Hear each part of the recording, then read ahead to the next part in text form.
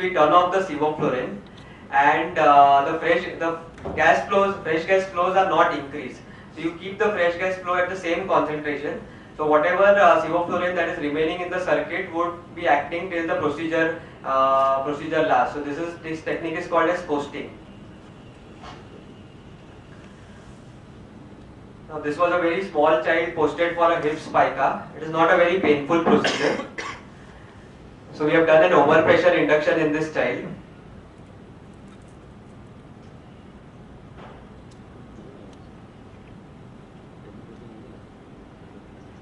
Now once the induction is done, what we do is we bring down the flows to around 1 liters per minute. We never go below 1 liter per minute total fresh gas flows with sevoflurane.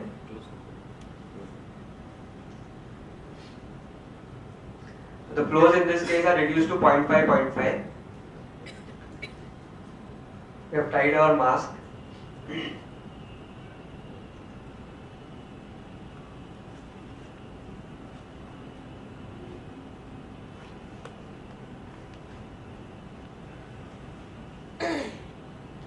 And once the procedure has just 15 to 20 minutes remaining, we shut off our sevoflurane, but the fresh gas flows are still not increased.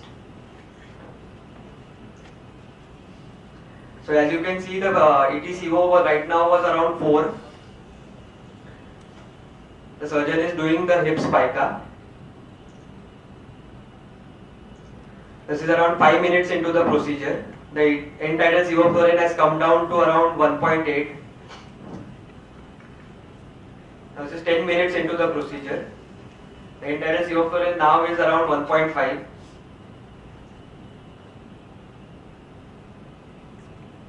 And 15 minutes into the procedure, the entire sevoflurane has come down to just about 0.9. So at the end of the procedure, when you remove the mask, you will have an absolutely awake child, an awake crying child with minimum wastage of sevoflurane gas. Now this technique is called as posting.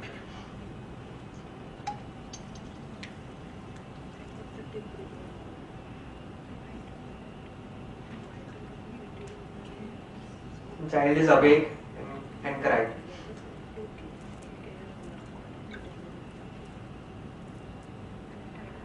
This is what I described. This is volatile induction and maintenance anesthesia. So we are not using any IV induction agents. We are using only sevoflurane, and we are finishing off the case only on sevoflurane with or without a regional block.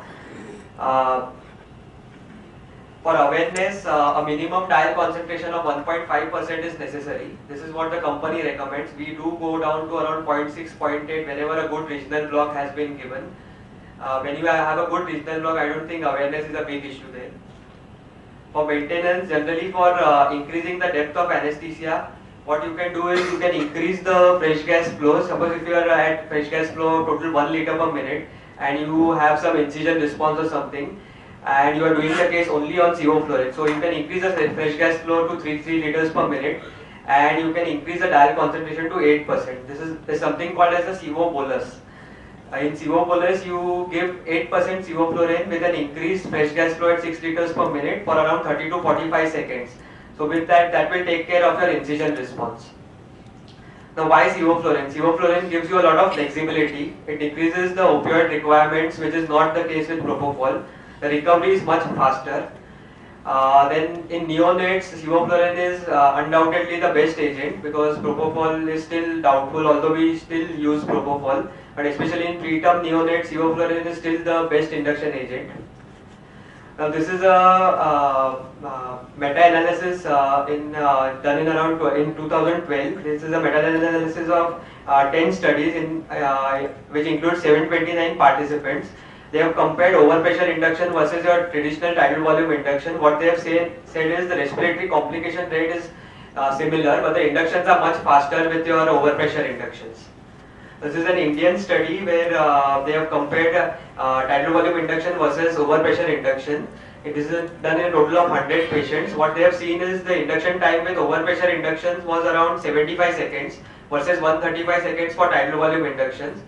The sevoflurane consumed for overpressure induction was just 2.25 ml versus 4.46 ml. So the sevoflurane consumed is also much lesser. The savings is around 500 rupees per case in a short case, and the complication rates, including your respiratory complications, are similar in both the types of inductions. Now, CO and low fresh gas flows. This is a common controversy. Like people keep asking what is the minimum fresh gas flow that can be kept with sevoflurane. So in USA, the recommended is not below 1 liter per minute. In Canada, it is not below 2 liters per minute.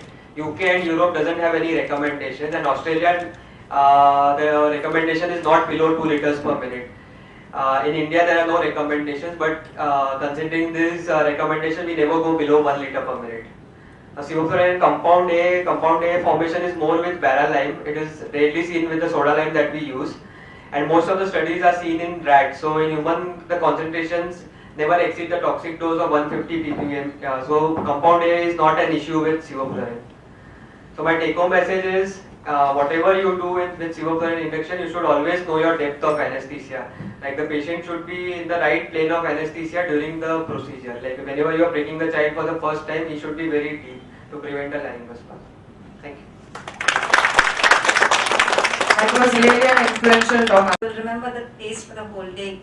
So we mask it with the sugar before or sugar later, or before as well as later, or we mask it with some proofs or whatever comes in our hand at that time. We try and do that.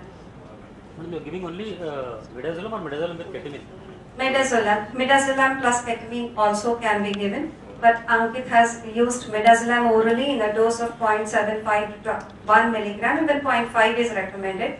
So if you're not... I mean, nowadays we are trying to avoid. Less than 3 years there are a lot of studies regarding neuro damage due to ketamine. So till further studies are come up, the studies would be coming up in 2018. Like where we will come to know the exact role of ketamine, current role in pediatrics. So till then we try and avoid giving ketamine. We give only midazolam, and nowadays we are also using dexmedetomidine in 1 to 2 mics per kg dose orally for pre-medication. Oral. Do you put airway when you tie up that mask? Keep the baby on spontaneous. So that is the logic of using this technique. See, whenever you are using any regional anesthesia for pediatric patients, our motto is that the use of your airway intervention should be minimal. So if you are using a regional technique, the procedure should get over in the regional technique. So if you are using say LMA or any tube or even an airway, the dose of sevoflurane or whatever agent you are using would be much higher for the maintenance. Unless it's like the proper depth is maintained, the child would go in a laryngoscopy. So preventing an airway is the best. We try and avoid using an airway. What generally happens is once the caudal block is given and once the caudal block has acted, then you try and reduce the sevoflurane to a very low level, lowest possible level. So then airway is usually not required. Having said this has been technique which is mastered over a period of years together. So if you do have an obstructed child, either be free to hold the jaw or then please do insert an airway. Nothing stops us from doing whatever it takes to relieve the tongue fall or the jaw fall. But then as we all are saying the same thing, but remember this has come over a period of years together. So there are certain tricks like extension of the neck, a well-fitting head ring, a well-tied mask. Hence, so to each its own. Then we won't take much of your time now. Minor things which are involved when you are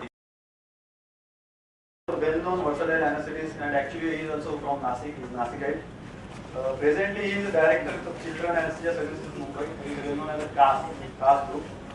He is a co-program leader for fellowship in pediatric anesthesia, and he is also co-author of book on mechanical ventilation in pediatric age with internationally famous pediatric anesthetist and intensivist Dr. Professor Marara. Dr. Dilip is a well-known invited faculty in various national as well as international conferences. His special areas of interest are pediatric airway, regional vascular access, as well as pediatric cardiac anesthesia. Apart from all these, he is especially known for his extraordinary helping nature towards not only his colleagues but also patients. Today he will be highlighting on two different topics, and his first topic is use of supraortic airway devices in pediatrics, and he will be also talking on role of curved tubes in pediatrics. So I will request him to start his first talk. Thank you. He's a good friend of mine because since we long time we are together. Okay, before starting my lecture, how many of you are using supraglottic devices in a pediatric patients? And there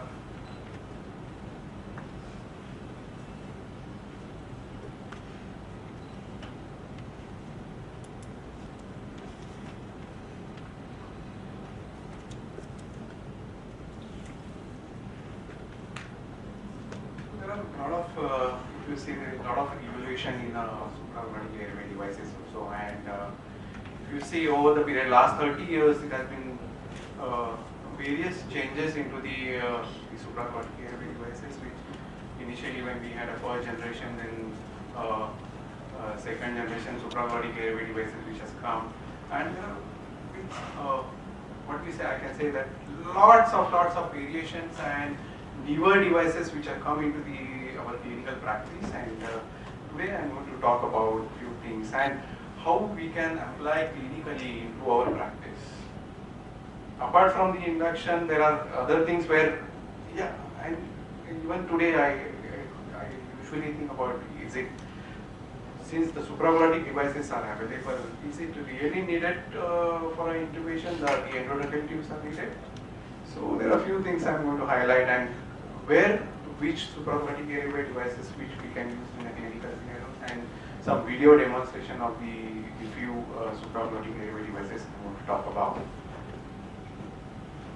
So coming to this is the survey was done in the United States and various countries, which found that even a non-pediatric anesthesiologist people and the paramedics people are very familiar with using the supraglottic airway devices.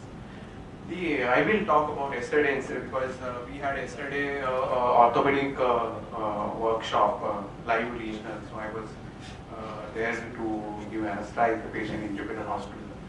And I finished it around 1 o'clock in the middle of the night. And before leaving the hospital, I just thought I'd meet my pediatric colleague downstairs because he was in the casualty. And then he suddenly called me, "Sir, please run because the patient has been collapsed." That's why I have to going to highlight this incident, because how it makes the difference to the life of the patients when you have these supraglottic airway devices, when the paramedic people or any the non-anesthesiologist people, they can use.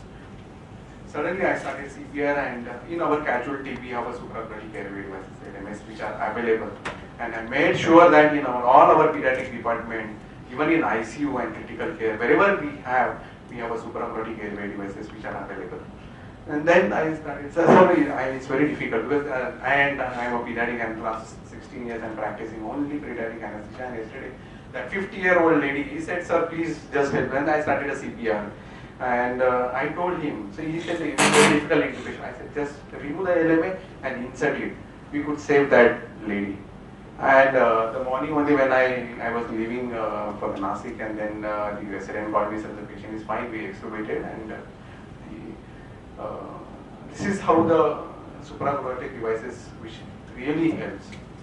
So this was the survey which done, and if you see, a lot of people nowadays they have started using supraglottic LMS in our clinical practice, and there are various advantages and which really helps in the clinical practice. So coming to this update, as today's my topic is that what are the newer supraglottic airway devices? So there are small variations, but which helps into our clinical practice, like newer airway devices which are currently available into our clinical practice is like AirQ and then the Ambu, because everybody is aware that the supraglottic devices are used as a conduit for the intubations. Then nowadays we are starting using in the laparoscopic surgeries, and even in prone position, how we can do. And so this studies which demonstrated and the various clinical uses of the supraglottic airway devices. So what are the devices which are available? The first generations like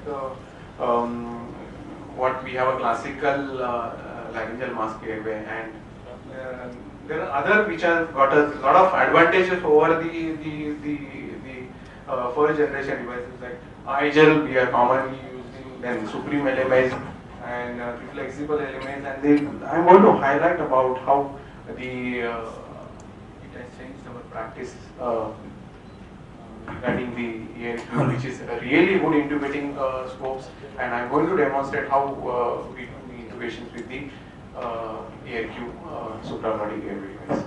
And then the Ambuara ones and the Proceed element. I think so. Proceed, please.